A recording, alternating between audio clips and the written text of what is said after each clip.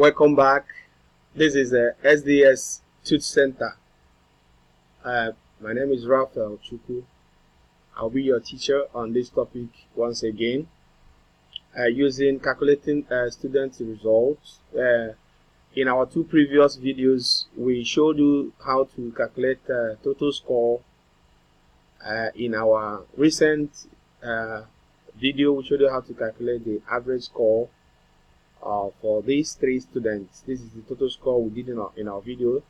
Try and watch this video to where we calculated the total score, and then also watch our previous video on how to calculate the average score. Then today we are going to look at how to calculate the grade, the grading of the students' result, the grading of their performances. The grading will depend entirely on the average or on the total score, as you want. But in this tutorial, we are going to base our grading on the average. So we have to decide the grading method for these students.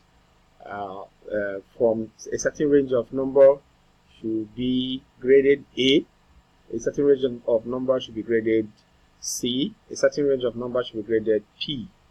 Of course, A is a distinction, C is credit, and P is pass. And then F is fail.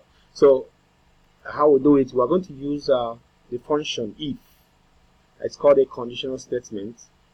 That means that it's conditional. The grading will depend on the average, in this case, or on the total if you're using the total to make the grading. So we'll start off with using an equal sign, and then the if statement, the if function. We can use a smaller, but in this case I'm going to use the capital letter. You open the brackets. You are going to consider we are going to calculate the grade for Peter using Peter's average. So here Peter's average is J3. So that is if J3, if it is greater than or equal to 70, we're going to use the range of number from 70 to 100 to rate for A, for distinction. So if Peter's average is up to 70 or above, comma, quotation mark A, we close the quotation mark, you put comma. If Peter's average is within the range of, so that is if, open brackets, J3, if it is greater than or equal to 55, that means from 55 to 69.9, comma, should be given C, credit, comma, the second statement. The third statement, if, open brackets, the average of Peter, J3,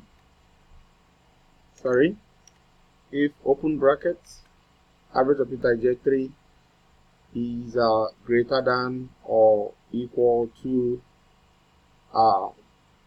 40, from 40 to 54.5, comma, should be pass. Then anything from 40 down should be considered fail. So in this situation, we can just put a comma, then we'll put F. Or we can also make the statement to be literal. So we can remove this one, and then we say open brackets,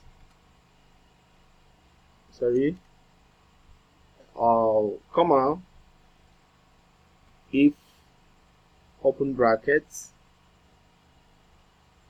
J3, which is Peter's average, if it's less than or equal to 39, That's from 39 down. It should be F.